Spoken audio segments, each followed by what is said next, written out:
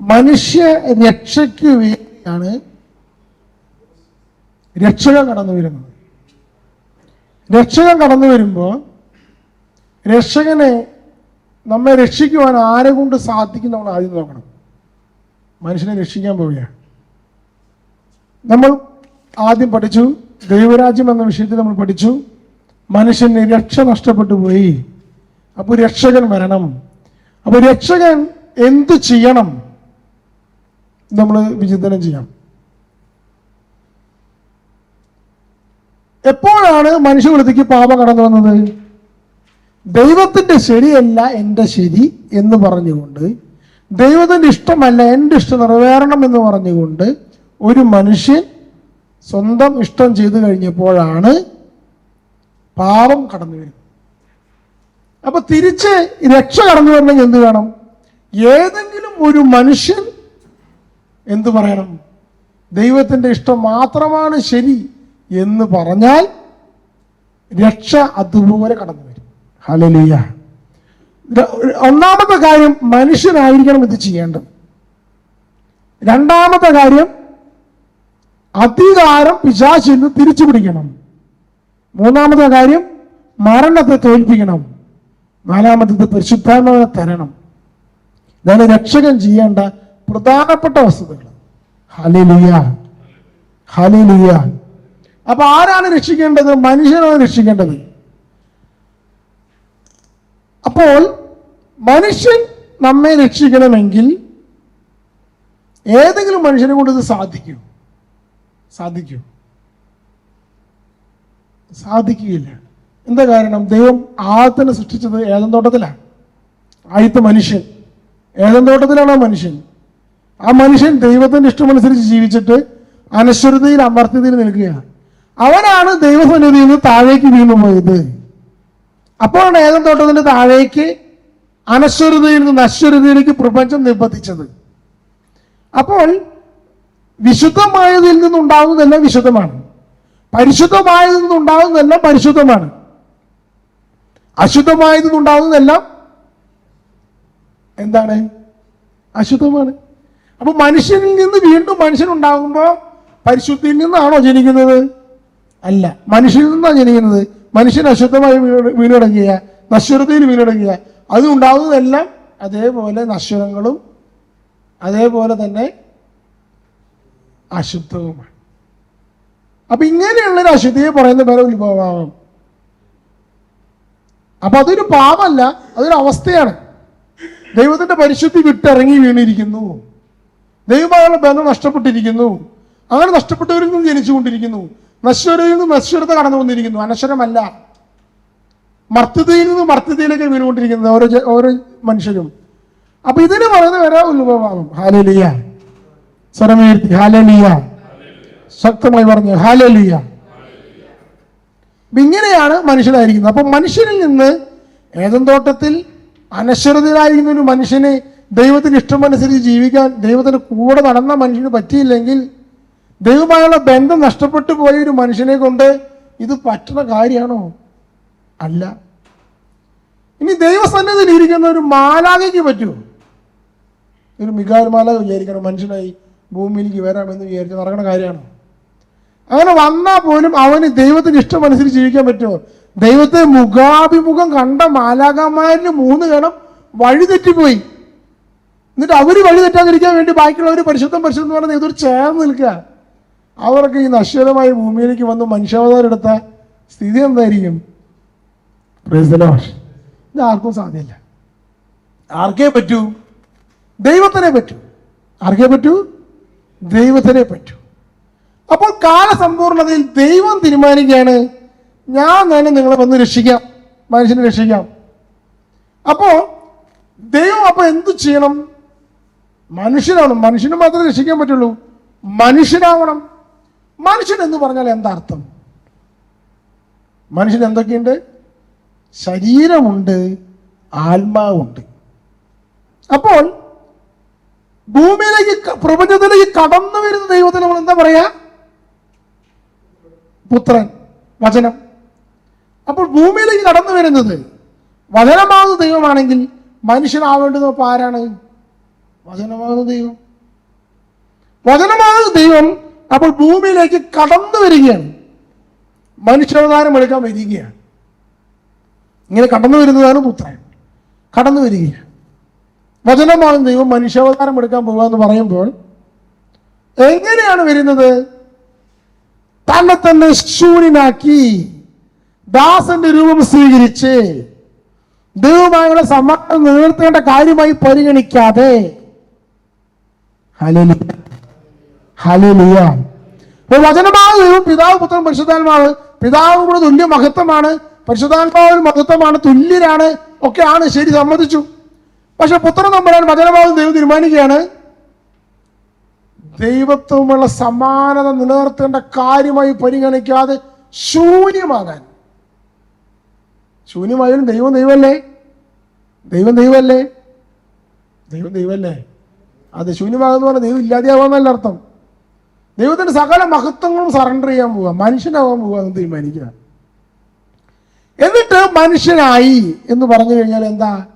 രണ്ട് കാര്യം ഉണ്ടായിരിക്കണം. ഒന്ന്, മനുഷ്യ ശരീരം ഉണ്ടായിരിക്കണം. രണ്ട്, മനുഷ്യ ആത്മാവ് ഉണ്ടായിരിക്കണം. അങ്ങനെയാണ് മനുഷ്യാവതാരം എടുക്കുന്നത്. അപ്പൊ അതിനു വേണ്ടി ആയിരിക്കുന്ന ഒരു സ്ഥലം ചോദിക്കുന്നതാണ് മറിയം, ശരീരം ചോദിക്കുന്നതാണ് മറിയം. അതുപോലെ കന്യകാ മറിയത്തിൽ നിന്ന് ശരീരം സ്വീകരിച്ച്, വിശ്വാസപ്രമാണത്തിലുള്ളതാണ്, കന്യക ഗർഭം ധരിച്ച്. Hallelujah, hallelujah. ഇപ്പൊ കന്യക എന്തിനാണ് ഗർഭം ധരിക്കണം? മനുഷ്യനാവണം. മനുഷ്യനാവാനുള്ള കണ്ടീഷൻസ് എന്താ? മനുഷ്യ ശരീരം വേണം. അപ്പൊ ദൈവത്തിന് എത്ര സത്തയുണ്ട്? തൃത്വത്തിൽ എത്ര സത്തയുണ്ട്? ഒറ്റ സത്തയേ ഉള്ളൂ. എന്താ സത്തയുടെ പേര്? ദൈവം, ദൈവിക ഉണ്മ, ദൈവിക സത്ത. മനുഷ്യനായി അവതരിക്കുമ്പോൾ മനുഷ്യനാവണം. അപ്പോ ഏത് സത്ത വേണ്ടേ? മനുഷ്യസത്ത വേണം. വേണ്ടേ? മനുഷ്യസത്ത വേണം. അപ്പോഴേ മനുഷ്യനാവുള്ളൂ. ദൈവമായ പോരാ, മനുഷ്യനാവണം. മനുഷ്യ ശരീരം വേണം, മനുഷ്യ ആത്മാവ് വേണം, ഒരു മനുഷ്യൻ, ഹ്യൂമാനിറ്റി, മനുഷ്യത്വം വേണം. മനുഷ്യത്വം എന്ന് പറയുന്നത് അർത്ഥം ക്യാരക്ടർ അല്ല, എന്താണ്? സത്തയെ പറയുന്നത്, ഹ്യൂമാനിറ്റി, സത്തയെ പറയുന്നത്. അപ്പൊ ദൈവം മനുഷ്യനായി അവതരിക്കാന്ന് പറയുമ്പോ തന്നെ തന്നെ ശൂന്യനാക്കി. ദൈവമാണ് അവൻ, അവൻ മനുഷ്യനാവാൻ തീരുമാനിച്ചു. അവന് പ്രത്യേകത, മനുഷ്യനാവാൻ തീരുമാനിച്ചു. അപ്പൊ മനുഷ്യനാവണമെങ്കിൽ സത്ത കിട്ടണം.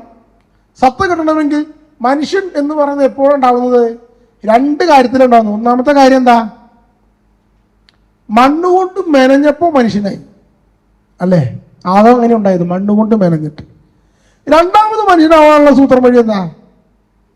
മനുഷ്യനിൽ നിന്ന് ജനിച്ചാൽ ഒക്കെ മനുഷ്യരാണ്. ഹല്ലേലൂയ. അപ്പോൾ ദൈവം ഇതിന് ഏത് വഴി ഉദ്ദേശിക്കുന്നത്? വീണ്ടും മണ്ണുകൊണ്ട് മെനഞ്ഞിട്ടൊരു മനുഷ്യനാവാനാണ് ഉദ്ദേശിക്കുന്നത്? അല്ല. കാരണം അത് ആദമാണ് തെറ്റ് ചെയ്തത്. അപ്പൊ അതിന്റെ പരമ്പരയിൽ കിട്ടണം. സ്ത്രീയുടെ സന്തതി ആയിരിക്കണം ആദ്യത്തെ കണ്ടീഷൻ. എന്താണ് സ്ത്രീയുടെ സന്തതി എന്നാണ് ആദത്തോട് പറഞ്ഞത്, അല്ലേ? ആദവും അവനും പറഞ്ഞത്, നീയും സ്ത്രീയും തമ്മിലും, നീയും സ്ത്രീ പിശാചിന്റെ സന്തതിയും തമ്മിൽ, അങ്ങനെയാണ് പറയുന്നത്. Praise the Lord. അപ്പൊ ഒന്നാമത്തെ കണ്ടീഷൻ സ്ത്രീയുടെ സന്തതി. രണ്ടാമത്തെ കണ്ടീഷൻ അബ്രാഹത്തിന്റെ സന്തതി. അബ്രാഹത്തിന് കൊടുത്ത വാഗ്ദാനം, നിന്റെ സന്തതി മൂലം അനുഗ്രഹിക്കപ്പെടും. അബ്രാഹത്തിന് കൊടുത്തൊരു വാഗ്ദാനം, അത് നിന്റെ സന്തതിയായിരിക്കും. മൂന്നാമതൊരു കണ്ടീഷൻ ദാവീദിന് കൊടുത്ത വാഗ്ദാന. അബ്രാഹത്തിന്റെ പരമ്പരയിൽപ്പെട്ട ദാവീദിനോട് പറഞ്ഞു, നിന്റെ പുത്രൻ എല്ലാ കാലത്തും രാജാവായിരിക്കും. ദാവീദിനും കിട്ടിയ സമ്മാനം, അതാണ് പരമ്പര കേട്ടോ. അവസാനം ആരിന്ന് ജനിച്ചു? ദാവീദിന്റെ സന്തതിയിൽ നിന്ന് ജനിച്ചു. എവിടെയത് പറയുന്നത്? റോമാക്കാരുടെ ലേഖനം 1:3. റോമ 1:3.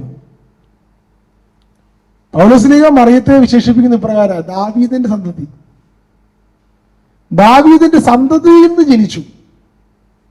ഹല്ലേലൂയ. പറഞ്ഞു വന്നെന്താ? ഈ മനുഷ്യത്വത്തിന് ഒരു ക്രമമുണ്ട്. മനുഷ്യനിൽ നിന്ന് തന്നെ വരണം. ആ ക്രമം അവിടെ വരുന്നുണ്ട്. Praise the Lord, praise the Lord. അപ്പോൾ ഈ കന്യകാ മറിയത്തിൽ നിന്ന് ഒരു ശരീരം സ്വീകരിച്ചേ പറ്റൂ. മനസ്സിലാവുന്നുണ്ടോ? ഈ ശരീരം സ്വീകരിക്കുമ്പോൾ എന്ത് സംഭവിക്കും? മനുഷ്യ ശരീരം സ്വീകരിക്കുമ്പോൾ മനുഷ്യ ആത്മാവിനെയും ആദാനം ചെയ്തു. കാരണം മനുഷ്യനാവണമെങ്കിൽ എന്ത് വേണം?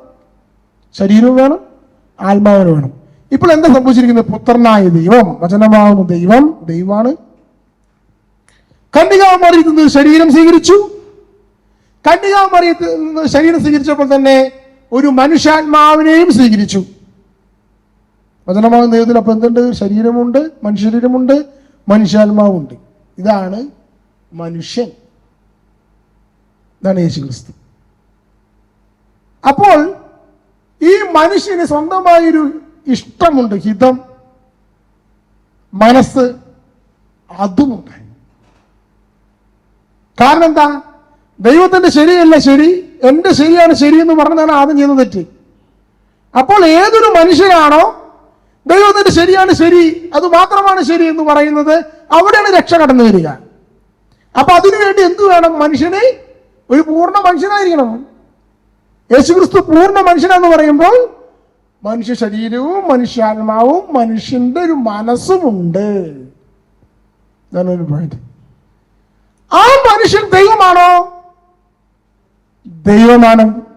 വചനമാണോ? വചനമാണ്. വചനം സ്വർഗം വിട്ടിറങ്ങി കന്യകാമറിയത്തിൽ ആവസിച്ച് മനുഷ്യ ശരീരവും മനുഷ്യാത്മാവും മാനുഷിക മനസ്സും സ്വീകരിച്ചത് കംപ്ലീറ്റ് ഒരു മനുഷ്യൻ. ഇപ്പോൾ കന്യകാമറിയത്തിന്റെ ഉദരത്തിൽ ഒരു കുട്ടിയുണ്ട്, മനുഷ്യക്കുട്ടി. ആ മനുഷ്യക്കുട്ടി ദൈവമാണ്. ആ കുഞ്ഞിനെ മറിയം പ്രസവിച്ചു. ആ മനുഷ്യ കുഞ്ഞ് ആരാണ്? ദൈവമാണ്. ഭൂമിയിൽ ജീവിച്ചു വെറും പച്ച മനുഷ്യനാണ് ഭൂമിയിൽ ജീവിച്ചു പോണത്. അവൻ കരയുന്നു, വിശക്കുന്നു, അവൻ ഉറങ്ങുന്നു, അവൻ മനുഷ്യനാണ്. മനുഷ്യൻ ആരാണ്? ദൈവമാണ്. അവൻ കുരിശിൽ കിടന്ന് വേദന സഹിച്ച് പിടയുന്നു, പിടഞ്ഞ് മരിക്കുന്നു. ആ പിടഞ്ഞ് മരിക്കുന്നത് ആരാണ്? ദൈവമാണ്. ഇതാണ് ക്രിസ്ത്യാനിറ്റി. മനസ്സിലാവുന്നുണ്ടോ? അപ്പോൾ ഇങ്ങനെ ഒരു മനുഷ്യൻ എന്റെ ഹിതമല്ല, പച്ച മനുഷ്യനായിട്ട് തീരുമാനിക്കണം. എന്റെ ഹിതമല്ല, നിന്റെ ഹിതം നിറവേറട്ടെ എന്ന് പറയുന്നിടത്താണ് രക്ഷ തിരിച്ചു കിട്ടുന്നത്. അപ്പൊ ആദ്യം പരാജയപ്പെട്ടത്, ആദ്യമാണ് മനുഷ്യൻ. യേശു സ്വയം എന്താ പറയുന്നത്? മനുഷ്യപുത്രൻ. അപ്പോൾ ഈ മനുഷ്യപുത്രന്റെ പ്രത്യേകത എന്താ? പിശാചിന് അവന്റെ മേൽ അധികാരമില്ല. കാരണം പാപമില്ല. അതുകൊണ്ട് പിശാചുകളെ പുറത്താക്കാൻ ആ മനുഷ്യന് അധികാരമുണ്ട്. കാരണം ഭൂമിയുടെ മേൽ അധികാരം ആർക്കാണ്? മനുഷ്യനാണ്. ആ മനുഷ്യന്റെ മേൽ പിശാചിന് അധികാരമില്ലാത്തത് കൊണ്ട് ആ മനുഷ്യന് അധികാരമുണ്ട്. പാപം മോചിക്കാൻ അധികാരമുണ്ട് ആ മനുഷ്യന്. അതുകൊണ്ട് തളർവാദ രോഗി സുഖപ്പെടുത്തിയിട്ട് യേശു മോചിക്കുവാൻ മനുഷ്യപുത്രനും അധികാരമുണ്ടെന്നറിയേണ്ടതിന് കിടക്കയും എടുത്ത് എഴുന്നേറ്റ് നൽകുക. മാർക്കോസ് 2:7. അതിന്റെ പോയിന്റ് ശ്രദ്ധിച്ചോ? ദൈവത്തിന് മാത്രമേ പാപം മോചിക്കാൻ സാധിക്കൂ എന്ന് പറയുമ്പോൾ ദൈവത്തിന് മാത്രമല്ല മനുഷ്യപുത്രനും ഈ അധികാരമുണ്ട്. കാരണം മനുഷ്യപുത്രന് ദൈവം ആദത്തിനെ സൃഷ്ടിച്ചത് അധികാരം കൊടുത്തിട്ടാണ്. പിശാചിനല്ല അധികാരം കൊടുത്തത്, ദൈവം കൊടുത്തിട്ടില്ല പിശാചിന് അധികാരം. അപ്പൊ പിശാചിന് അധികാരമില്ലാത്ത മനുഷ്യനുണ്ടായാൽ മതി. ആ പിശാചിന് അധികാരമില്ലാത്തൊരു മനുഷ്യൻ എന്ന് പറഞ്ഞാൽ മനുഷ്യപുത്രൻ യേശു ക്രിസ്തുവാണ്. യേശു ക്രിസ്തു ദൈവം എന്ന നിലയ്ക്കല്ല, മനുഷ്യപുത്രൻ എന്ന നിലയ്ക്ക് പോലും പിശാചിനെ പുറത്താക്കാനും പാപം മോചിക്കാനും അധികാരമുള്ള ഒരേ ഒരു വ്യക്തി യേശു ക്രിസ്തുവാണ്. ഹല്ലേലൂയ. ഇനി ഭൂമിയിൽ ജീവിക്കുമ്പോൾ യേശു ക്രിസ്തുവിന്റെ സ്വപ്നം എന്താണ്? ആഗ്രഹം എന്താണ്? ദൈവത്തിന്റെ ഹിതം ഭൂമി നിറവൻ. പിതാവിന്റെ ഇഷ്ടം എന്തോ അത് തന്നെ പുത്രന്റെ ഇഷ്ടം. അതാണ് അനുസരണം. അവൻ തന്നെ താഴ്ത്തി, കുരിശും മരണത്തോളം തന്നെ താഴ്ത്തി. ഈ താഴ്ത്തന്നെ പറഞ്ഞ പേര് കെനോസിസ്. ആ വാക്ക് കെനോസിസ്. ദൈവമായിരിക്കും തന്നെ ശൂന്യവൽക്കരിച്ച് ഇറങ്ങി വന്ന് തന്നെ താഴ്ത്തി, കുരിശും മരണത്തോളം താഴ്ത്തി എന്ന് പറയുന്നതിന് പ്രയോഗിക്കുന്ന പദപ്രയോഗമാണ് കെനോസിസ്. ശൂന്യവൽക്കരണത്തിന് പറയുന്ന പദം. ഇതാണ് അനുസരണത്തിന്റെ പ്രത്യേകത. അനുസരണത്തിന് ഭയങ്കര പ്രാധാന്യമാണ് സഭയിൽ. കാരണം എന്തിനനുസരിക്കുന്നത്? ദൈവത്തിന്റെ ഇഷ്ടത്തോട് യെസ് ലോർഡ് പറയണതാണ് മനുഷ്യരക്ഷയുടെ അടിസ്ഥാനം. ഇതാണ് യേശുക്രിസ്തു ചെയ്ത പ്രവൃത്തി.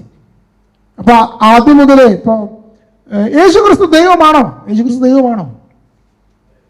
അതെ, എങ്ങനെ നമുക്ക് മനസ്സിലാക്കാൻ സാധിക്കും യേശുക്രിസ്തു ദൈവമാണെന്ന്? യേശുക്രിസ്തു ബൈബിളിൽ ഇങ്ങനെ പറയുന്നു, യോഹന്നാന്റെ സുവിശേഷത്തിലെ യോഹന്നാൻ 1:8 1:18 എന്താ പറയുന്നത്? നമ്മൾ ആദ്യം വചനം ഉണ്ടായിരുന്നു, വചനം ദൈവത്തിലൂടെയായിരുന്നു, വചനം ദൈവമായിരുന്നു എന്ന് വ്യക്തമായി പറഞ്ഞിട്ട് വരുന്നത്. പിന്നെ എന്താ പറയുന്നത്? വചനം മാംസമായി നമ്മുടെ ഇടയിൽ വസിച്ചു. എന്നിട്ട് യോഹന്നാൻ സ്ലീഹ ഇത് വ്യക്തമാക്കി പറയുന്നത് ഇപ്രകാരമാണ്. യോഹന്നാൻ 1:18 ഇതിനെ പറ്റി പറയുകയാണ്, ദൈവത്തെ ആരും ഒരിക്കലും കണ്ടിട്ടില്ല, പിതാവുമായി ഗാഢബന്ധം പുലർത്തുന്ന ദൈവം തന്നെയായ ഏകജാതനാണ് അവിടുത്തെ വെളിപ്പെടുത്തിയത്. ഹല്ലേലൂയ. യേശു ദൈവമാണെന്ന് ബൈബിളിൽ പറയുന്ന പദം. പിതാവുമായി ഗാഢബന്ധം പുലർത്തുന്ന ദൈവം തന്നെയായ ഏകജാതനാണ് അവിടുത്തെ വെളിപ്പെടുത്തിയത്. അപ്പൊ ദൈവത്തെ ആരും കാണാൻ പറ്റുന്നില്ല എന്ന് ഞാൻ മുമ്പ് പറഞ്ഞല്ലോ അല്ലേ? പിതാവായി ദൈവത്തിന് അറിഞ്ഞ് കാണാൻ പറ്റുന്നില്ല എന്ന കാര്യം പറഞ്ഞല്ലോ. അപ്പൊ നമ്മൾ ദൈവത്തെ കണ്ടുമുട്ടുക എന്ന് പറഞ്ഞാൽ പുത്രനെ കണ്ടുമുട്ടുക. അതിനപ്പുറത്തേക്കല്ല, പുത്രൻ വരെ, പുത്രനും പിതാവുമായി ബന്ധത്തിൽ നമ്മൾ പുത്രനെ കണ്ടെത്തുന്നു. ഇതാണ് പിതാവുമായി ഗാഢബന്ധം പുലർത്തുന്ന ദൈവത്തെ ആരും ഒരിക്കലും കണ്ടിട്ടില്ല, പിതാവുമായി ഗാഢബന്ധം പുലർത്തുന്ന ദൈവം തന്നെയായ ഏകജാതനാണ് അവിടുത്തെ വെളിപ്പെടുത്തിയത്. അതുകൊണ്ട് പീലിപ്പോസ് ഞങ്ങൾക്ക് പിതാവിനെ കാണിച്ചു തരിക എന്ന് പറഞ്ഞപ്പോൾ യേശുക്രിസ്തു എന്ന് പറഞ്ഞത്, എന്നെ കാണുന്നവൻ പിതാവിനെ കാണും, എന്നിലൂടെയില്ലാതെ ആരും പിതാവിനെങ്കിലും എത്തുന്നില്ല. അതാണ് ട്രൂത്ത്. അപ്പൊ ഇതാണ് യേശു ദൈവമാണെന്ന് എവിടെ പറഞ്ഞിരുന്നത്? ബൈബിളിൽ പറഞ്ഞ ഒരു വചനം. പലയിടത്തും പിന്നെ പൗലോസ്യ ലേഖനത്തിലൊക്കെ യേശു ദൈവമാണെന്ന് പറയുന്ന കാര്യങ്ങളുണ്ട്. ഇനി യേശു പറഞ്ഞിട്ടുണ്ടോ എന്നാണ് ചോദിക്കുന്നത്. ചിലർ ചോദിക്കാറുണ്ട്, ഞാൻ ദൈവമാണ്, എന്നെ ആരാധിക്കൂ എന്ന് യേശു പറഞ്ഞിട്ടുണ്ടോ? ഞാൻ നിങ്ങളോട് പറയാണ്, ഞാൻ ദൈവമാണ്, നിങ്ങൾ എന്നെ ആരാധിക്കൂ എന്ന് പറഞ്ഞു കഴിഞ്ഞാൽ നിങ്ങൾക്ക് എത്ര ദൈവമായി? യേശു ഒരു ദൈവം, പിന്നെ ഞാനൊരു ദൈവം, അങ്ങനെയായി മാറില്ലേ? അപ്പൊ ഞാൻ നിങ്ങൾ പറയണം, ഞാനാണ് യേശു, എന്നെ ആരാധിക്കുന്നു പറഞ്ഞാൽ നിങ്ങൾക്ക് എപ്പോൾ എത്ര ദൈവമായി? മറ്റു ദൈവമല്ല, യേശുവിനെ ഞാനാണ് സ്വയം പറയാൻ. അപ്പൊ ഞാനാണ് യേശു, എന്നെ ആരാധിക്കുന്നു എന്ന് ഞാൻ പറഞ്ഞു കഴിഞ്ഞാൽ ഞാൻ ദൈവമാണെന്ന് പറഞ്ഞു എന്നാണ് അർത്ഥം, അല്ല എന്നാണ് അർത്ഥം? ദൈവമാണെന്ന് പറഞ്ഞു എന്ന അർത്ഥമല്ലേ? അപ്പൊ യഹൂദന്മാരെ സംബന്ധിച്ചിടത്തോളം അഭിപ്രായമാണ്, യാഹുവേ, ഞാൻ തന്നെ. പുറപ്പാട് 3:14. യേശു പറഞ്ഞു എന്നറിയാമോ? ഞാൻ തന്നെ എന്ന് നിങ്ങൾ വിശ്വസിക്കുന്നില്ലെങ്കിൽ നിങ്ങൾ നിങ്ങളുടെ പാപങ്ങളിൽ മരിക്കും എന്ന് പറഞ്ഞ എന്താ അർത്ഥം? ഞാൻ യാഹുവയാണെന്ന് നിങ്ങൾ വിശ്വസിക്കുന്നില്ലെങ്കിൽ നിങ്ങൾ നിങ്ങളുടെ പാപങ്ങളിൽ മരിക്കും എന്നാണ് യേശു പറഞ്ഞത്. യോഹന്നാൻ 8:24. യോഹന്നാൻ 8:24. 8:28 ആവചനം വീണ്ടും ആവർത്തിക്കുന്നു, നിങ്ങൾ മനുഷ്യപുത്രനെ ഉയർത്തിക്കഴിയുമ്പോൾ ഞാൻ തന്നെയെന്നും ഞാൻ സ്വമേധയൊന്നും പ്രവർത്തിക്കുന്നില്ല, എന്നെ പഠിപ്പിച്ചത് ഇക്കാര്യങ്ങൾ ഞാൻ സംസാരിക്കുന്നു നിങ്ങൾ മനസ്സിലാക്കും. Hallelujah, hallelujah, hallelujah. അപ്പൊ യേശു ഈ ബന്ധം പറയുന്നത് യോഹന്നാൻ സുവിശേഷം 5-ാം അധ്യായത്തിൽ വെച്ച് പറയുന്നത് കേൾക്കാം. അവിടെ മുതലേക്ക് കേൾക്കാം.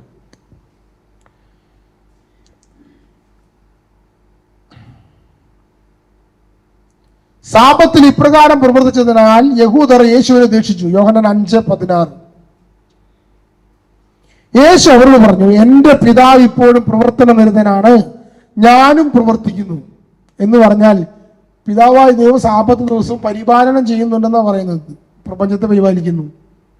അതുപോലെ ഞാനും പ്രവർത്തിക്കുന്നു എന്ന് പറയുമ്പോൾ യേശുവും അതുപോലെ പരിപാലിക്കുന്നു എന്നാണ് പറയുന്നത്. തന്മൂലം അവനെ വധിക്കുവാൻ അവർ യഹൂദർ കൂടുതലായി പരിശ്രമിച്ചു. കാരണം അവൻ സാപത്ത് ലംഘിക്കുക മാത്രമല്ല തന്നെ ദൈവതുല്യനാക്കിക്കൊണ്ട് ദൈവത്തെ തന്റെ പിതാവെന്ന് വിളിച്ചു. അപ്പൊ യേശു പറയുകയാണ്, പിതാവ് പ്രവർത്തനനിരതനാണ്, ഞാനും പ്രവർത്തനനിരതനാണെന്ന് പറഞ്ഞപ്പോ പോയിന്റ് അവർക്ക് ക്ലിയറായി. ദൈവം പറഞ്ഞത് നിസ്സാര കാര്യമില്ല, ദൈവമാണെന്നാ പറഞ്ഞേന്ന്. പിന്നെ അവിടെ നിന്ന് അങ്ങോട്ട് പുത്രന്റെ അധികാരം പറയാം. ആ വചനം തൊട്ട് വായിക്കണം. യേശു പറഞ്ഞു, സത്യസത്യമായി ഞാൻ നിങ്ങളോട് പറയുന്നു, പിതാവ് ചെയ്ത് കാണുന്നതല്ലാതെ പുത്രന് സ്വന്തം ഇഷ്ടമനുസരിച്ച് ഒന്നും പ്രവർത്തിക്കാൻ സാധിക്കുകയില്ല. പിതാവ് എന്ത് ചെയ്യുന്നത് അത് കാണുകയല്ലാതെ ചെയ്ത് കാണുന്നതല്ലാതെ പുത്രന് സ്വന്തം ഇഷ്ടമനുസരിച്ച് ഒന്നും പ്രവർത്തിക്കാൻ സാധിക്കുകയില്ല. എന്നാൽ പിതാവ് ചെയ്യുന്നതെല്ലാം അപ്രകാരം തന്നെ പുത്രനും ചെയ്യുന്നു. പോയിന്റ് കണ്ടോ? പിതാവ് ചെയ്യുന്നതെല്ലാം അപ്രകാരം തന്നെ പുത്രനും ചെയ്യുന്നു. പിതാവ് എന്തൊക്കെ ചെയ്യും? പ്രപഞ്ചം സൃഷ്ടിക്കുന്നു, അതൊക്കെ പുത്രനും ചെയ്യുന്നു. കാരണം ഇവർക്ക് ഒരു ഒരു ഒരു വില്ലേ ഉള്ളൂ, അതുകൊണ്ടാണ്. എന്നാൽ പിതാവ് പുത്രനെ സ്നേഹിക്കുകയും താൻ ചെയ്യുന്നതെല്ലാം അവനെ കാണിക്കുകയും ചെയ്യുന്നു. നിങ്ങൾ വിസ്മയിക്കത്തക്ക വിധം ഇവയേക്കാൾ വലിയ പ്രവൃത്തികളും അവിടുന്ന് അവനെ കാണിക്കും. അടുത്തത്, പിതാവ് മരിച്ചവരെ എഴുന്നേൽപ്പിച്ച് അവർക്ക് ജീവൻ നൽകുന്ന പോലെ പുത്രനും താൻ ഇച്ഛിക്കുന്നവർക്ക് ജീവൻ നൽകുന്നു. തൻ്റെ ദൈവത്താണ് യേശു പറയുന്നത്. പിതാവ് എങ്ങനെയാണോ പുത്രൻ മരിച്ചവരെ ഏൽപ്പിക്കുന്നത് അതുപോലെ ഞാൻ ഏൽപ്പിക്കുന്നു. അതുപോലെ കഴിവുണ്ട്, ദൈവമാണ്. പിതാവ് ആരെയും വിധിക്കുന്നില്ല, വിധി മുഴുവൻ അവിടുന്ന് പുത്രനെ ഏൽപ്പിച്ചിരിക്കുന്നു. എന്താ കാരണം? നമ്മൾ വിധിക്കാൻ വരുന്നത് യേശു ക്രിസ്തുവാണ്. യേശു ക്രിസ്തു മനുഷ്യനായി ഭൂമിയിൽ ജീവിച്ച് കാണിച്ചു എന്നുള്ള വ്യക്തിയാണ്. അപ്പൊ നമ്മൾ ദൈവത്തിന്റെ അടുത്ത് പറയണേ, എന്നെ കൊണ്ടൊന്നും പറ്റില്ല, മനുഷ്യനായിട്ട് സൃഷ്ടിച്ച കാരണം എനിക്ക് ചെയ്യാൻ പറ്റാഞ്ഞത് എന്ന് പറയുമ്പോൾ യേശു ക്രിസ്തു പറയും, ഞാനെന്നല്ല വിധിക്കുന്നത്, ഞാൻ എന്തൊക്കെ ചെയ്ത് കാണിച്ചുള്ള വ്യക്തിയാ. യേശു ക്രിസ്തു എന്നാ മനുഷ്യൻ പറയും, മനുഷ്യൻ. അതുകൊണ്ട് വിധി മുഴുവൻ പുത്രനെ ഏൽപ്പിച്ചിരിക്കുക. പിതാവിനെ ആദരിക്കുന്നത് പോലെ തന്നെ എല്ലാവരും പുത്രനെ ആദരിക്കേണ്ടതിനാണിത്. പിതാവായ ദൈവത്തെ നമ്മൾ എങ്ങനെയാണ് ആദരിക്കുന്നത്? ആരാധിച്ച്.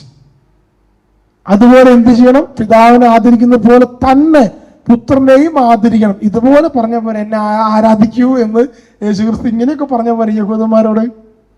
ഇന്ത്യയിലല്ല, ഇസ്രായേലിലാണ്.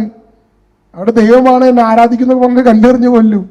ആ ലെവലിലെ കാര്യങ്ങൾ അവിടെ പറയാ, പിതാവിനെ ആദരിക്കണ പോലെ പുത്രനെയും ആദരിക്കണം എന്ന് പറയുമ്പോൾ യേശു അവിടെ ഡിബേറ്റ് ചെയ്യാണ് യഹൂദന്മാരോട്, തർക്കിക്കുകയാണ്. ഇനി അടുത്തത് 25-ാമത്തെ വാക്യം. സത്യസത്യമായി എന്നോട് പറയുന്നു, മരിച്ചവർ ദൈവപുത്രന്റെ സ്വരം ശ്രവിക്കുന്ന സമയം വരുന്നു, അല്ലാത്ത വന്നു കഴിഞ്ഞു. യേശുവിന്റെ കുരിശുമരണത്തെ പറ്റി പറയാമോ? എന്നാൽ പിതാവ് തന്നിൽ തന്നെ ജീവനുള്ളതുപോലെ പുത്രനും തന്നിൽ തന്നെ ജീവനുണ്ടാകാൻ അവിടുന്ന് വരം നൽകിയിരിക്കുന്നു. ഇനി 30-ാമത്തെ വാക്യം. സ്വമേധയാ ഒന്നും ചെയ്യാൻ എനിക്ക് സാധിക്കുന്നില്ല, ഞാൻ ശ്രവിക്കുന്നത് പോലെ ഞാൻ വിധിക്കുന്നു. എന്റെ വിധി നീതിപൂർവകമാണ്, കാരണം എന്റെ ഇഷ്ടമല്ല, എന്നെ അയച്ചവന്റെ ഇഷ്ടമാണ് ഞാൻ അന്വേഷിക്കുന്നത്. എന്താ പറഞ്ഞതിന്റെ അർത്ഥം? മനുഷ്യനായ യേശു ക്രിസ്തുവിന്റെ ഇഷ്ടങ്ങൾ മുഴുവൻ എന്താ? പിതാവിന്റെ ഇഷ്ടങ്ങളുമായി ഒന്നാണ്. അതാണ് യേശു ക്രിസ്തു രക്ഷാകര കർമ്മത്തിന് വേണ്ടി ഭൂമിയിൽ ചെയ്യുന്നത്. അപ്പൊ യേശു ക്രിസ്തു എന്ന് പറയുന്ന ഒരു മനുഷ്യനുണ്ട്, അവനൊരു മാനുഷിക മനസ്സുണ്ട്. ആ മനസ്സ് ദൈവിക മനസ്സുമായി അനുരൂപപ്പെട്ടിട്ടില്ല. അതാണ് യേശുവിന്റെ പ്രാർത്ഥന. യേശു പ്രാർത്ഥിക്കാൻ മലയിൽ കയറി പ്രാർത്ഥിച്ചു. ദൈവം നേരെ പ്രാർത്ഥിക്കണേ. യേശു ക്രിസ്തുവിൽ ഒരു മനുഷ്യനുണ്ട്, ആ മനുഷ്യൻ ദൈവവുമായി ഐക്യപ്പെടുകയാണ്. അതാണ് പ്രാർത്ഥന. നമുക്കുള്ള മാതൃകയും കൂടിയത്. അവന്റെ സ്വഭാവം, അവന്റെ പ്രാർത്ഥന എന്താണെന്ന് അറിയാൻ വേണ്ടി 3 പേര് അവന്റെ കൂടെ ചെന്നു. എങ്ങോട്ടാ ചെന്നത്? താബോർ മലയുടെ മുകളിലേക്ക്. അവിടെ ചെന്നപ്പോ രംഗം മാറി. അവന്റെ പ്രാർത്ഥന ഒരു 3 പേര് ശരിക്കും കണ്ടത് അപ്പോഴാണ്. അവൻ പുത്രന്റെ മഹത്വത്തിലേക്ക് അങ്ങോട്ട് പ്രവേശിച്ച് സ്വർഗം താഴ്ന്ന് ഇറങ്ങി വന്ന് അത് വിശുദ്ധാത്മാക്കൾ വരെ വന്നു. വിശുദ്ധരാവനോട് സംസാരിക്കുക, മോശയും ഏലിയായി. ഇതാണ് കർത്താവിന്റെ പ്രാർത്ഥന. ഹല്ലേലൂയ. അപ്പോൾ യേശു ക്രിസ്തു ദൈവമാണെങ്കിലും പ്രാർത്ഥിക്കേണ്ട ആവശ്യമുണ്ടോ? അവരിലൊരു മനുഷ്യനുള്ളത് കൊണ്ട് ആ മനുഷ്യൻ ദൈവവുമായി ഒന്നായി ചേരുന്നതിന് വേണ്ടി പ്രാർത്ഥിക്കണം. ഹൈപ്പോസ്റ്റാറ്റിക് യൂണിയനാണ്. എങ്കിലും അതൊരു മനുഷ്യനെന്ന നിലയിൽ ദൈവം യേശു ക്രിസ്തു ചെയ്യുന്ന പ്രവൃത്തി. ഇത്രയും ക്ലിയർ ആയല്ലോ? ഏത് യേശു ക്രിസ്തു പ്രാർത്ഥിക്കുന്നത്, യേശു ക്രിസ്തു ഒരു മാനുഷിക മനസ്സുണ്ട്, അത് ദൈവിക മനസ്സുമായി അനുരൂപപ്പെടണം. അതാണ് പ്രാർത്ഥന. എന്താണ് പ്രാർത്ഥന? ദൈവമായ സംസാരമാണ് പ്രാർത്ഥന. മറ്റു മതങ്ങളെ സംബന്ധിച്ചുള്ള പ്രാർത്ഥന എന്ന് പറയുന്നത് യാചന മാത്രമാണ്. അതുകൊണ്ടാണ് യേശു ക്രിസ്തു പ്രാർത്ഥിക്കുന്നല്ലോ എന്ന് പറയുമ്പോൾ എന്തോ ഒരു അഭംഗിയുള്ളത് പോലെ തോന്നുന്നു. പക്ഷെ യേശുവിന്റെ പ്രാർത്ഥന എന്ന് പറഞ്ഞാൽ പിതാവുമായി ഒന്നായിട്ട് ഇരിക്കലാണ്. പിതാവ് പുത്രനും പരിശുദ്ധാത്മാവിന്റെയും ആ ഒന്നാകൽ, ആ മനുഷ്യ ശരീരവും മാനുഷിക മനസ്സും കൂടി ഒന്നായിട്ടിരിക്കുന്ന ആ ഒരു സംഭവത്തെ പറയുന്ന പേരാണ് പ്രാർത്ഥന. അതാണ് താപോർ മലയിൽ നമുക്ക് കാണുന്നത്. ഇവൻ എൻ്റെ പ്രിയപുത്രൻ, ഇവനെ നിങ്ങൾ ശ്രവിക്കുവിൻ. യേശുക്രിസ്തു ദൈവിക മഹത്വത്തിലേക്ക് പ്രവേശിച്ചു.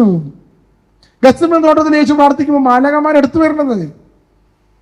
ഇത് രണ്ട് ശിഷ്യന്മാർ കാണുന്നത് പ്രാർത്ഥന, വിജയനത്തിലുള്ള രണ്ട് പ്രാർത്ഥന കാണുന്നത്. താബോർ മലയിൽ പ്രാർത്ഥിക്കുമ്പോൾ അവൻ്റെ അടുത്ത് മോശയും ഏലിയായും വരികയാണ്. അവരോട് യേശു പറയുകയാണ്, ജെറുസലേമിലേക്കുള്ള കടന്നു പോകൻ എന്ന് പറഞ്ഞ എന്താ? കുരിശുമരണം. ആരോടാ പറയുന്നത്? യേശു ക്രിസ്തു മോശയോടും ഏലിയായോടും. വിശുദ്ധന്മാരോട് പ്രാർത്ഥിക്കാൻ പാടോ? യേശു പ്രാർത്ഥിച്ചിട്ടുണ്ട് വിശുദ്ധന്മാരോട്, മോശയോടും ഏലിയായോടും കുരിശുമരണത്തെ പറ്റി സംസാരിച്ചു. കാരണം സ്വർഗവുമായുള്ള ബന്ധമാണ് പ്രാർത്ഥന. അല്ലാതെ ഞാനും ദൈവവും മാത്രം തമ്മിലുള്ള ബന്ധമല്ല. സ്വർഗഭൂമിയിലേക്ക് ഇറങ്ങി വരുന്നതാണ് പ്രാർത്ഥന. ഞാൻ സ്വർഗവുമായി ബന്ധപ്പെടുന്നതാണ് പ്രാർത്ഥന. സ്വർഗത്തിൽ എല്ലാവരും ഉണ്ടെന്നേ, വിശുദ്ധരും മാലാഖമാരും ഒക്കെ ഉണ്ട്. നമ്മുടെ പ്രാർത്ഥന സ്വർഗീയമാകുമ്പോൾ അവരൊക്കെ വരും. അവരുടെ ഐക്യത്തിൽ ഒന്നാമനാണ് പ്രാർത്ഥന. നമ്മൾ യാചന മാത്രമായതുകൊണ്ട് നമ്മുടെ വിചാരം പ്രാർത്ഥന എന്ന് പറഞ്ഞു കഴിഞ്ഞാൽ യാചന മാത്രമാണ്. അപ്പൊ യാചിക്കുന്നവൻ പ്രാർത്ഥിക്കുന്നില്ല എന്നാണ്. പക്ഷെ ദൈവം നമ്മോട് പ്രാർത്ഥിക്കുന്നുണ്ട്, നമ്മുടെ അടുത്തേക്ക് വരുന്നുണ്ട്. ദൈവത്തിന്റെ പ്രാർത്ഥന ദൈവം നമ്മോട് പഠിക്കും, നമ്മൾ ദൈവത്തോട് പഠിക്കും, ഒന്നാകുന്നു, ഐക്യപ്പെടുന്നു. അതാണ് പ്രാർത്ഥന. Hallelujah, hallelujah. അപ്പൊ യേശുക്രിസ്തുവിന്റെ പ്രാർത്ഥനയുണ്ട്, പിതാവുമായി ഐക്യപ്പെടലുണ്ട്. യേശുക്രിസ്തു പറയുന്ന വചനാണ്, സത്യം സത്യമായി ഞാൻ നിങ്ങളോട് പറയുന്നു. മത്തായി സുവിശേഷം അങ്ങനെ അവതരിപ്പിക്കുന്നത്. പ്രവാചകന്മാർ ആരും അങ്ങനെ പറഞ്ഞിട്ടില്ലേ. പ്രവാചകന്മാർ എന്താ പറയുന്നത്? കർത്താവ് അരുളി ചെയ്യുന്നു എന്ന് പറഞ്ഞുകൊണ്ട് അവർ മുഖവര പറയാൻ. യേശുക്രിസ്തു കർത്താവ് അരുളി ചെയ്യുന്നു എന്ന് പറഞ്ഞാൽ ശരിയാവുമോ? കാരണം എന്താ? കർത്താവാണ് ഈ പറയുന്നത്, ആ കർത്താവാണ് ഈ പറയുന്നത്. അതുകൊണ്ട് യേശു എന്ന് പറഞ്ഞു. കർത്താവ് അരുളി ചെയ്യുന്നു പറയില്ല, ഞാൻ പറയുന്നു. സത്യസത്യമായി ഞാൻ നിങ്ങളോട് പറയുന്നു, ഞാനാണ് ഈ പറയുന്നത്, ആ കർത്താവാണ് ഈ ഞാൻ തന്നെ എന്നുള്ള പദം ഉപയോഗിക്കുന്നത്. അതുകൊണ്ടാണ് അവിടെ കണ്ടിരുന്നത് പറയുന്നത്. ഇവൻ അധികാരത്തോട് പ്രസംഗിക്കുന്നല്ലോ. ഈ ഞാൻ തന്നെ എന്നുള്ള അധികാരമാണ് പറയുന്നത്. Hallelujah, hallelujah. അപ്പോൾ യേശുവിനെ പിടിക്കാൻ വരുമ്പോൾ, ഗെത്സമേൻ തോട്ടത്തിൽ വെച്ച് യേശുവിനെ പിടിക്കാൻ വരുമ്പോൾ എന്താ സംഭവിച്ചത്? നിങ്ങൾ ആരന്വേഷിക്കുന്നു? നസ്രായനായ യേശുവിനെ. അത് ഞാൻ തന്നെ എന്ന് പറഞ്ഞ നിമിഷം അവർ തലയിട്ട് വീണു. എന്താ കാരണം? ഞാൻ തന്നെ എന്ന് പറഞ്ഞ ദൈവമാണെന്ന് ഈ പറഞ്ഞത്. ഞാൻ തന്നെ. അങ്ങനെ 2 പ്രാവശ്യം തലയിട്ട് വീണു. ശിഷ്യന്മാരാ ഗ്യാപ്പിലാണ് ഓടിപ്പോണത്. അതാണ് നമ്മൾ പറയുന്നത് സ്വയം ഏൽപ്പിച്ചു കൊടുക്കപ്പെട്ട രാത്രി. ഹല്ലേലൂയ. അപ്പൊ യേശു ദൈവമാണെന്ന് വളരെ സ്പഷ്ടമായി ഇപ്രകാരം പറയുന്നുണ്ട്. യാഹ്വയാണെന്ന് സ്പഷ്ടമായി പറയുന്നുണ്ട്. യേശു യഹൂദന്മാരോട് വാദിക്കുന്നുണ്ട്. അങ്ങനെ വാദിക്കുമ്പോൾ അവർ കല്ലെറിയാൻ ശ്രമിക്കുന്നത്, ഞാൻ ലോകത്തിന്റെ പ്രകാശമാകുന്നു, ഞാനാകുന്നു ലോകത്തിന്റെ പ്രകാശം. ശരിക്കും അങ്ങനെയാണ്. ഞാനാകുന്നു ലോകത്തിന്റെ പ്രകാശം. എന്താ ഈ ലോകത്തിന്റെ പ്രകാശം എന്ന് ഉദ്ദേശിച്ചത്? പരിശുദ്ധി, ദൈവരാജ്യത്തിന്റെ നിയമങ്ങൾ. ഞാനാകുന്നു വഴിയും സത്യവും ജീവനും. ഞാനാകുന്നു ജീവന്റെ അപ്പം. യേശു ഇങ്ങനെ പറയുകയാണ്. അപ്പോൾ ഈ ഒരു 8-ാം അധ്യായത്തിൽ എത്തുമ്പോൾ ഈ യഹൂദന്മാരുമായി തർക്കമാണ്. ആ തർക്കം എന്ന് പറയുമ്പോൾ യേശു പറയുന്നുണ്ട്, നിങ്ങൾ താഴെ നിന്നുള്ളവരാണ്, ഞാൻ മുകളിൽ നിന്നുള്ളവനും. നിങ്ങൾ ഈ ലോകത്തിൻ്റെതല്ല, ഞാൻ ഈ ലോകത്തിൻ്റെതല്ല. നിങ്ങൾ നിങ്ങളുടെ പാപങ്ങൾ മരിക്കുമെന്ന് ഞാൻ നിങ്ങൾ പറഞ്ഞു. എന്നാൽ ഞാൻ തന്നെ എന്ന് നിങ്ങൾ വിശ്വസിക്കുന്നില്ല. ഇല്ലെങ്കിൽ നിങ്ങൾ നിങ്ങളുടെ പാപങ്ങളിൽ മരിക്കും. ഞാൻ തന്നെ. 8:28 പറഞ്ഞു. യോഹന്നാൻ 8:28 പറയുകയാണ് ഇതേപോലെ തന്നെ ഞാൻ തന്നെ. ഉടനെ യഹൂദന്മാര് തർക്കിക്കുകയാണ്, യേശുക്രിസ്തുവുമായിട്ട് തർക്കിക്കുമ്പോൾ അവസാനം പറയുന്നുണ്ട്, 58-ാമത്തെ വചനം സത്യസത്യമായി എന്നുള്ളത് പറയുന്നു, അബ്രാഹാം ഉണ്ടാകുന്നതിന് മുമ്പ് ഞാൻ ഉണ്ട്. ഏഗോഎമി, ഇതിനെ പറയുന്നതിന് ഏഗോഎമി. ഗ്രീക്കില് ഞാനാകുന്നു എന്ന് പറയുന്നത് ഏഗോഎമി. ഏഗോഎമി ഇത് നമ്മൾ കാണാൻ സാധിക്കുക പുറപ്പാട് 3:14 സെപ്റ്റിജിന്റ് ബൈബിളിൽ ഏഗോഎമി. അപ്പോൾ അത് ഇവിടെ യോഹന്നാന്റെ സുവിശേഷത്തിൽ ഇവിടെയൊക്കെ ഏഗോഎമി എന്ന് എഴുതിച്ചേക്കാം. ഞാനാകുന്നു, ഗ്രീക്ക് മൂലത്തില് ഞാനാകുന്നു ഞാനാകുന്നു ഞാനാകുന്നു എന്ന് എഴുതിയിരിക്കുക. അപ്പൊ അവസാനം അബ്രാഹത്തിന് മുമ്പേ ഏഗോഎമി. അപ്പോൾ അവർ അവനെ എറിയാൻ കല്ലുകൾ എടുത്തു. കാരണം അവൻ ദൈവമാണെന്നാണ് പറയുന്നത്. അബ്രാഹത്തിന് മുമ്പുള്ള ദൈവമാണെന്ന് പറയുന്നത് എറിയാൻ കല്ലുകൾ എടുത്തു. യേശു ക്രിസ്തു ദേവാലയത്തിൽ നിന്ന് മറഞ്ഞുപോയി. Praise Lord. ഇതാണ് ഇതിൻ്റെ യേശു ക്രിസ്തു ദൈവമാണെന്ന് പറയുന്നു. യേശു ക്രിസ്തു മനുഷ്യനാണെന്ന് ഞാൻ പറഞ്ഞു. അവൻ അബ്രാഹത്തിന്റെ സന്തതി, അവൻ സ്ത്രീയുടെ സന്തതി, ദാവീദിന്റെ സന്തതി, ദാവീദിന്റെ സന്തതിയുടെ സന്തതി എന്ന് പറഞ്ഞാൽ മറിയത്തിന്റെ സന്തതി. സ്ത്രീയിൽ നിന്ന് ശരീരമെടുത്ത് ഗർഭം ധരിച്ചു. ഹല്ലേലൂയ. ഇനി അടുത്തത്, ദൈവമാണ് ഇങ്ങനെ ഒരു മനുഷ്യനായി തീർന്നിരിക്കുന്നത്. ദൈവത്തിന് മനുഷ്യന്റെ ഇഷ്ടം ദൈവത്തിന് ഇഷ്ടവുമായി അനുരൂപപ്പെടുത്തി. അതിന്റെ ഫലമായി കുരിശുമരണം, ലോകത്തിന്റെ മുഴുവൻ സഹനങ്ങൾ, ക്ലേശങ്ങൾ മുഴുവൻ അവന്റെ മേളിൽ വീഴും. നശ്വരത്വം മുഴുവൻ കടന്നു വരിക ക്രിസ്തുവിലേക്ക്. ഇങ്ങനെ കടന്നു വരുന്നതിന്റെ ഫലമാണ് കുരിശുമരണം. കുരിശുമരണത്തിലൂടെ യേശു ക്രിസ്തു മരിക്കുകയാണ് കേട്ടോ. മരിക്കുകയാണ്. മരണത്തെ തോൽപ്പിക്കുന്നത് എങ്ങനെയാ നമ്മൾ അറിയണം. മരണത്തെ തോൽപ്പിക്കാൻ പോയ ക്രിസ്തു. യേശു ക്രിസ്തു കുരിശുമ്മ കിടക്കുമ്പോൾ ദൈവമാണോ മനുഷ്യനാണോ? പൂർണ്ണ ദൈവവും പൂർണ്ണ മനുഷ്യനുമാണ്. ദൈവവചനമായി വ്യാപരിച്ചിരുന്നു. അങ്ങനെ ആ സ്പോട്ടിൽ വെച്ചിട്ട്, മരിക്കുന്ന സ്പോട്ടിൽ യേശു ക്രിസ്തുവിന്റെ ശരീരത്തിൽ നിന്ന് ആത്മാവ് വേർപെട്ടു. യേശു ക്രിസ്തുവിന്റെ ശരീരത്തിൽ നിന്ന് ആത്മാവ് വേർപെട്ടു. രണ്ടും രണ്ടായി. ശരീരം വേറെ, ആത്മാവ് വേറെ. അപ്പൊ ദൈവം ആരുടെ കൂടെ നിൽക്കും? വചനമാകുന്ന ദൈവം ആരുടെ കൂടെ നിൽക്കും? ശരീരത്തിന്റെ കൂടെ നിൽക്കും, ആത്മാവിന്റെ കൂടെ നിൽക്കും.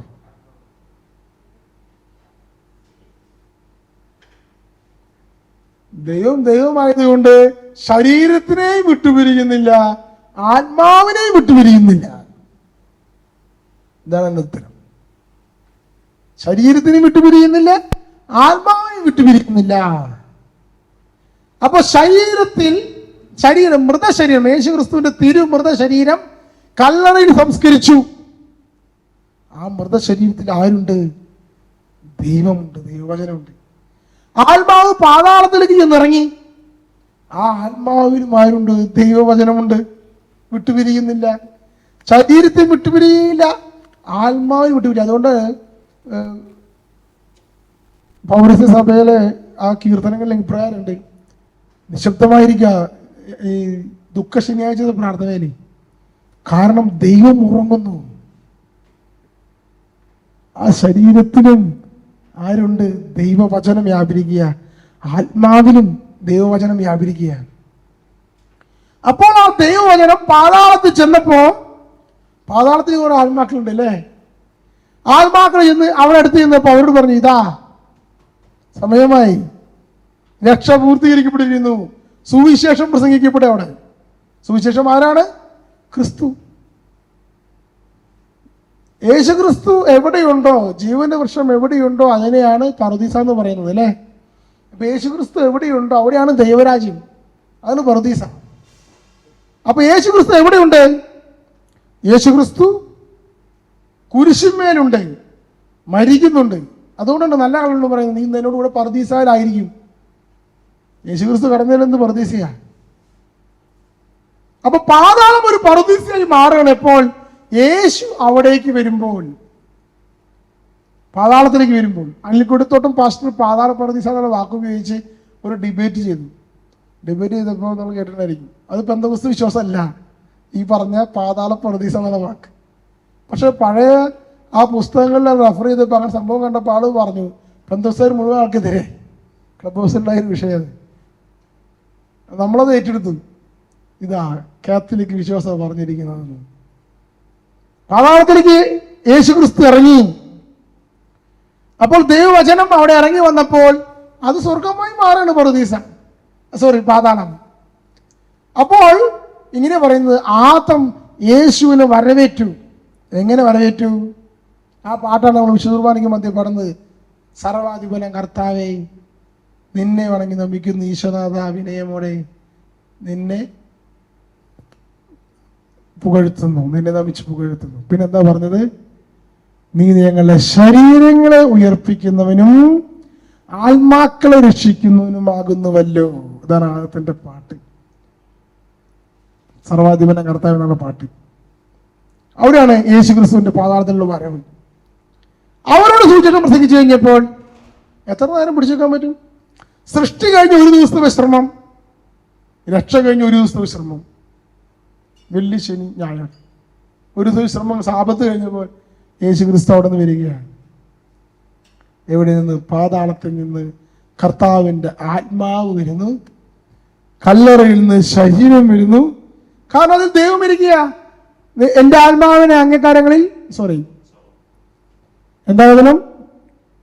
അങ്ങന്റെ ആത്മാവിനെ പാതാളത്തിൽ തള്ളുകയില്ല, അങ്ങനെ പരിശുദ്ധൻ അഴിഞ്ഞു പോകാൻ അനുവദിക്കുകയുമില്ല.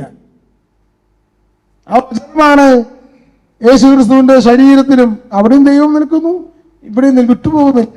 അത് ഒന്നാക്കപ്പെടുന്നു. ശരീരവും ആത്മാവും ചേർന്ന് ഒന്നാക്കപ്പെടുന്നു. യേശു ക്രിസ്തുവിന്റെ ഉയർപ്പ്. അങ്ങനെ പാതാളം പൊളിഞ്ഞു.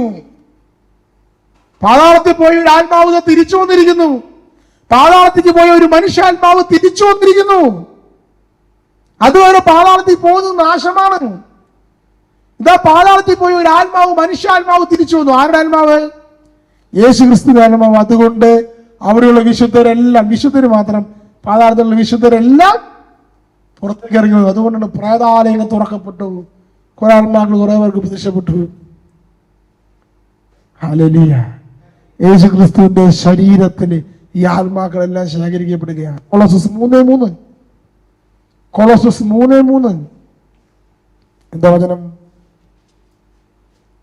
കൊളോസസ് 3:3 നിങ്ങൾ മൃതി അടയുമ്പോൾ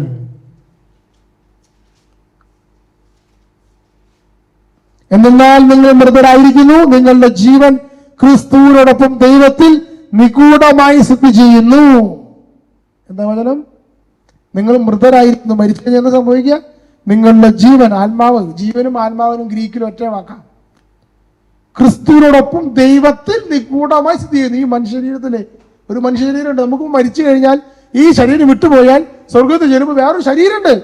ആരുടെ ശരീരം? യേശു ക്രിസ്തുവിന്റെ ശരീരം. ഇപ്പൊ യേശു ക്രിസ്തു എൻ്റെ ഉള്ളിൽ വസിക്കുന്നെങ്കിൽ മരിച്ചതിന് ശേഷം എൻ്റെ ആത്മാവ് യേശു ക്രിസ്തുവിന്റെ ശരീരത്തിൽ വസിക്കും. അതാണ് ഞാൻ നിങ്ങൾക്ക് സ്ഥലം ഒരുക്കാൻ പോകുന്നു. യോഹന്നാൻ 14:1 പറയാം, ഞാൻ നിങ്ങൾക്ക് വാസസ്ഥലം ഒരുക്കാൻ പോകുന്നു എന്ന് പറഞ്ഞ് ബിൽഡിംഗ് പണിയാനല്ല പോണത്. പെന്തോസ്തേർ അതിനൊക്കെ ബിൽഡിംഗ് ആക്കി വെച്ചിരിക്കുന്നത്. കുറെ കെട്ടിടങ്ങളും റൂമുകളൊക്കെ ഉണ്ടായിരിക്കും എന്നൊക്കെ ഒരു പറയലേ, അതല്ല. നാളെ സ്കെറ്റോളജി പറയുമ്പോൾ പറയാം. യേശുവിൻ്റെ ശരീരമാണ്, അതിൽ മുറിവുകളാണ്, അവിടെ നിഗൂഢമായി സ്ഥിതി ചെയ്യുന്നു. നമ്മുടെ ജീവനായ ക്രിസ്തു പ്രതിഷ്ഠനാകുമ്പോൾ അവൻ്റെ കൂടെ നിങ്ങളും മഹത്വത്തിൽ പ്രതിഷ്ഠപ്പെടും. യേശുവിന്റെ 2ാം വരവിലെ യേശു ക്രിസ്തുവിൻ നിഗൂഢമായി സ്ഥിതി ചെയ്യുന്ന ആത്മാക്കൾ കടന്നു വരും. അതാണ് യൂദായുടെ ലേഖനത്തിന്റെ വിശുദ്ധരോട് കൂടെ കടന്നു വരുമെന്ന് പറയാനുള്ള കാരണം. Praise the Lord. അപ്പോൾ യേശു ക്രിസ്തുവിന്റെ ആത്മാവും യേശു ക്രിസ്തുവിന്റെ ശരീരവും ഒന്നാക്കപ്പെട്ടു. അതാണ് ഉയർപ്പ്. അപ്പൊ ഇതിന് പറയുന്ന പേരാണ് ദൈവം എന്തുകൊണ്ടാ ഈ ശരീരത്തെയും ആത്മാവിനെയും വിട്ടുപോകാതെ പിരിയാതെ നിന്നത്? ഹൈപ്പോസ്റ്റാറ്റിക് യൂണിയനാണ്. ഒന്നാക്കപ്പെട്ട യൂണിയൻ. വേർതിരിക്കാൻ പറ്റാത്തത്, മിക്സ് ചെയ്യാൻ പറ്റാത്തത്, അതിന് പറയാ. ദൈവം മനുഷ്യനായി ഒന്നിച്ചു നിന്നപ്പോൾ പൂർണ്ണ ദൈവം പൂർണ്ണ മനുഷ്യനായി. അത് ഹൈപ്പോസ്റ്റാറ്റിക് യൂണിയനായി. അത് മിക്സിംഗ് അല്ല, മിശ്രിതമല്ല. കുറച്ചു ഭാഗം ദൈവം, ഈ യേശുക്രിസ്തുവിന്റെ തല മുതൽ വയറുവരെ ദൈവം, കാല് മുതൽ അങ്ങോട്ട് മനുഷ്യൻ, അങ്ങനെയല്ല. അല്ലെ ഇടക്ക് ദൈവം വരുന്നു, ഇടക്ക് ദൈവം പോകുന്നു, അങ്ങനെയല്ല. യേശുക്രിസ്തു കുരിശുകൾ നടക്കുമ്പോൾ അത് ഇങ്ങനെയുള്ള ഹെരസികളുണ്ട്. യേശുക്രിസ്തു ജനിക്കുമ്പോൾ ചെറിയ കുട്ടിയല്ലേ, അപ്പോൾ ദൈവത്തിന്റെ ആവശ്യമില്ല. ബാലനായ യേശു ദേവാലയത്തിൽ പഠിപ്പിക്കുമ്പോൾ അപ്പോൾ ദൈവം അതിൻ്റെ ഉള്ളിൽ കയറി വന്നു. പിന്നെ പോയി. പിന്നെ 30-ാം വയസ്സിൽ സ്നാപകമാണെന്ന് മാമോ സ്വീകരിക്കുന്ന സമയത്ത് ദൈവം അവനുള്ളിൽ കയറുന്നു വന്നു. കുരിശുവും മരിക്കുന്ന തൊട്ട് മുമ്പ് ഗെത്സമനോടത്തിൽ വെച്ചിട്ട് ദൈവം അവന് വിട്ടുപോയി. അതുകൊണ്ടാണ് യേശു ക്രിസ്തു എൻ്റെ ദൈവം എന്തുകൊണ്ട് എന്നെ ഉപേക്ഷിച്ചതെന്ന് പറഞ്ഞത് എന്ന് പറയാ. എന്നിട്ട് പിന്നെ ഉയർക്കുന്ന സമയത്ത് വീണ്ടും തിരിച്ചു വന്നു. ഇങ്ങനെ സ്വിച്ചിട്ട പോലെ പൂലും വരിലായിട്ടാണ് പെന്തക്കോസ്തുകാർ ഇതിനെ കാണുന്നത്. ഇതൊക്കെ ഓരോ ഹെരസികളാണ്, ഹെരസികളും പറയാം. പക്ഷെ യേശു ക്രിസ്തു തമ്മിലുള്ള ഹൈപ്പോസ്റ്റാറ്റിക് യൂണിയൻ, ആ മനുഷ്യ ശരീരത്തെ വിട്ട് ദൈവം വചനം വിട്ടു പോകുന്നില്ല, ചേർന്നിരിക്കുക. എപ്പോ മുതലേ? മറിയത്തിന്റെ ഉദരത്തിൽ ഉരുവാകുന്ന നിമിഷം മുതൽ ആ മനുഷ്യ ശരീരത്തെ ദൈവവചനം വിട്ടുപോയിട്ടില്ല. ഇപ്പൊ സ്വർഗത്തിലിരിക്കുമ്പോൾ അങ്ങനെ തന്നെ ഒരു മനുഷ്യ ശരീരം സ്വർഗത്തിലുണ്ട്, വിട്ടുപോയിട്ടില്ല. ഹല്ലേലൂയ, സ്വരമുയർത്തി ഹല്ലേലൂയ, ശക്തിയോടെ ഹല്ലേലൂയ. ഇപ്പൊ എന്താ സംഭവിച്ചത്? ഇവിടെ എന്താ സംഭവിച്ചത്? മറിയത്തിന്റെ ഉദരത്തിൽ ഉരുവാകുന്ന നിമിഷത്തിൽ യേശു ക്രിസ്തു പൂർണ്ണ ദൈവവും പൂർണ്ണ മനുഷ്യനുമാണ്. അത് ഹൈപ്പോസ്റ്റാറ്റിക് യൂണിയനിൽ ഒന്നാക്കപ്പെട്ടിരിക്കുന്നു. മനസ്സിലായോ? കുരിശ് മരിക്കുമ്പോൾ ആ ദൈവം മരിക്കുകയാണ്, അവിടെ ദൈവം മരിക്കുകയാണ്. അപ്പോഴും ദൈവവചനം വിട്ടുപോകുന്നില്ല, ഉയർത്തെഴുന്നേൽക്കുമ്പോഴും വിട്ടുപോകുന്നില്ല. മൃതശരീരം, തിരുമൃത ശരീരം കല്ലറയിൽ കിടക്കുമ്പോഴും ആത്മാവ് പാതാളത്തിൽ പോയപ്പോഴും വിട്ടുപോയിട്ടില്ല. അതിനെ പറയുന്നവർ ഹൈപ്പോസ്റ്റാറ്റിക് യൂണിയൻ. ഇതാണ് പൂർണ്ണ ദൈവം പൂർണ്ണ മനുഷ്യൻ എന്ന് പറഞ്ഞ അർത്ഥം. അല്ലെങ്കിൽ പൂർണ്ണ ദൈവം പൂർണ്ണ മനുഷ്യനാവില്ല. 100% മനുഷ്യൻ 100% ദൈവം എന്ന് പറഞ്ഞ പിന്നെ എങ്ങനെയാ ആവുക? പകുതി അപ്പൊ അതിന് പറഞ്ഞ ഹൈപ്പോസ്റ്റാറ്റിക് യൂണിയൻ. ഹല്ലേലൂയ. അത് ഞാൻ ചെറിയ ഉദാഹരണം എടുത്തു. എൻ്റെ ആത്മാവ് ശരീരം മുഴുവനാണ്, എൻ്റെ ശരീരം മുഴുവനാണ്. ഇത് പൂർണ്ണല്ലേ? ശരീരം 100%, ആത്മാവ് 100%. Praise the Lord. Hypostatic union എന്ന് പറയും. അങ്ങനെയെങ്കിൽ തിരിച്ചൊരു എഴുതി, അങ്ങനെയെങ്കിൽ മറിയത്തിന്റെ ഉദരത്തിൽ ഉരുവായിരിക്കുന്ന കുഞ്ഞ് ദൈവമാണോ അല്ലയോ? ദൈവമാണെങ്കിൽ അവൾ ഉദരത്തിൽ വഹിച്ചത് ദൈവത്തെയല്ലേ? അപ്പോൾ അവൾ പ്രസവിച്ചത് ദൈവത്തെയല്ലേ? അപ്പോൾ അവൾ ദൈവത്തിന്റെ അമ്മയല്ലേ? അവൾ ദൈവമാതാവല്ലേ? അതാണ് കർത്താവിന്റെ അമ്മ എൻ്റെ അടുക്ക വരുവാൻ ഞാൻ എത്ര ഭാഗ്യവതി എന്ന് എലിസബത്ത് ചോദിച്ചത്. യേശുക്രിസ്തുവിന്റെ ക്രിസ്റ്റോളജി ഇത് മനസ്സിലാക്കി കഴിഞ്ഞാൽ, ഈ ഹൈപ്പോസ്റ്റാറ്റിക് യൂണിയൻ പഠിച്ചു കഴിഞ്ഞാൽ, പിന്നെ സഭയിൽ എന്ത് സംഭവിച്ചെന്നറിയാമോ? സഭ പ്രഖ്യാപിച്ചു കഴിഞ്ഞപ്പോൾ, കാൽസിനോട് സൂനോസിൽ പ്രഖ്യാപിച്ചു കഴിഞ്ഞപ്പോൾ, എഫെസസ് സൂനോസിൽ പ്രഖ്യാപിച്ചു കഴിഞ്ഞപ്പോൾ, അവിടം തൊട്ട് മറ്റൊരു ദൈവശാസ്ത്ര മേഖല സഭയിൽ തനിയെ തുറക്കുകയാണ്. അത് വിശ്വസിച്ച് തീരും. അങ്ങനെ ക്രിസ്റ്റോളജി വിശ്വസിക്കണമെങ്കിൽ അടുത്ത ദൈവശാസ്ത്ര മേഖല വിശ്വസിച്ച് തീരും. ദൈവശാസ്ത്ര മേഖല എന്താണ്? മരിയോളജി. ഇവിടെയാണ് പരിശുദ്ധ മറിയം ഇങ്ങനെ ആയിരുന്നല്ലേ എന്നുള്ള കാര്യം സഭ മനസ്സിലാക്കുന്നത്. ക്രിസ്തു ഇതാണെന്ന് മനസ്സിലാക്കിയപ്പോൾ, സഭപിതാക്കന്മാർ ക്രിസ്തു ഇതാണെന്ന് മനസ്സിലാക്കിയപ്പോൾ, ഇപ്പൊ മറിയം ആരാണെന്ന് മനസ്സിലാക്കുക. പിന്നെ ഹല്ലേലൂയ, യേശുവേ നന്ദി, യേശുവേ സ്തുതി. ഒരു നിമിഷം കണ്ണുകൾ അടയ്ക്കാം. കർത്താവായ ഈശോ മിശിഹ നമുക്ക് വേണ്ടി രക്ഷപ്രദാനം ചെയ്ത് നമ്മെ മുന്നോട്ട് സ്വർഗത്തിലേക്ക് ആനയിക്കുന്നതിന് വേണ്ടി, കുരിശിൽ പാടുപിഴകൾ സഹിക്കുന്നതിന് വേണ്ടി മനുഷ്യനായി ഭൂമിയിൽ ഇറങ്ങി വന്നു. കർത്താവേ, അങ്ങനെ മനുഷ്യാവതാര രഹസ്യം ധ്യാനിക്കുമ്പോൾ ഞങ്ങളെ രക്ഷയെ ഞങ്ങൾ ധ്യാനിക്കുക. അങ്ങ് കുരിശിൽ മരണമേറ്റെടുത്തതിനെ ഓർത്ത്, സഹിച്ചതിനെ ഓർത്ത്, ഞങ്ങൾക്ക് വേണ്ടി മരണത്തെ തോൽപ്പിച്ചതിനെ ഓർത്ത് നന്ദി പറയുന്നു. ഇന്നും സ്വർഗത്തിൽ ഞങ്ങൾക്ക് വേണ്ടി ഒരു മധ്യസ്ഥനുണ്ട്, മനുഷ്യനായ യേശു ക്രിസ്തു. ദൈവത്തിനും മനുഷ്യർക്കും ഇടയിൽ ഒരു മധ്യസ്ഥനേ ഉള്ളൂ, മനുഷ്യനായ യേശു ക്രിസ്തു. ഓ ജീസസ്, അങ്ങ് മനുഷ്യകുലത്തെ സ്വർഗത്തോട് നിരപ്പിച്ചു എന്ന് നന്ദി പറയുന്നു. ഓ പരിശുദ്ധമ്മേ മാതാവേ, ഈശോയെ ഉദരത്തിൽ വഹിച്ചവളെ, ദൈവത്തെ ഉദരത്തിൽ വഹിച്ചവളെ, ഞങ്ങൾക്ക് വേണ്ടി പ്രാർത്ഥിക്കണമേ. നന്മ നിറഞ്ഞ മറിയമേ സ്വസ്തി, കർത്താവ് അങ്ങയോടുകൂടെ സ്ത്രീകളിൽ അങ്ങ് അനുഗ്രഹിക്കപ്പെട്ടവളാവുന്ന അങ്ങയുടെ ഉദരത്തിൽ ഫലമായ ഈശോ അനുഗ്രഹിക്കപ്പെട്ടവനാകുന്നു.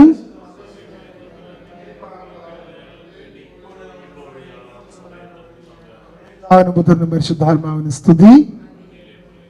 Praise the Lord. ഇപ്പോൾ സമയം 8 മണിയാണ്. ഭക്ഷണം കഴിച്ച് 8:30 വരാം അല്ലേ? 8:30 വരാം. അങ്ങനെ ഒരു ക്ലാസ് മണി കഴിഞ്ഞ് മരിയോളജിയും കഴിഞ്ഞ് ഇന്നത്തെ ടോപ്പിക് അവസാനിപ്പിക്കാം. Praise the Lord.